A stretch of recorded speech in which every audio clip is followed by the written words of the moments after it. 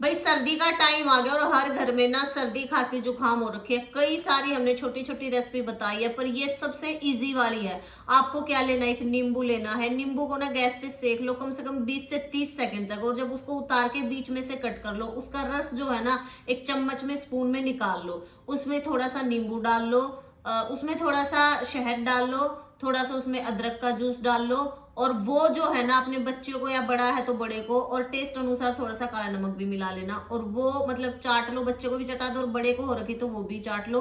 पुराने से पुरानी खांसी जो है दूर हो जाएगी, जो सूखी खांसी बोलते हैं वो भी बिल्कुल खत्म हो जाएगी। ऊपर पानी मत पियो भाई इसका।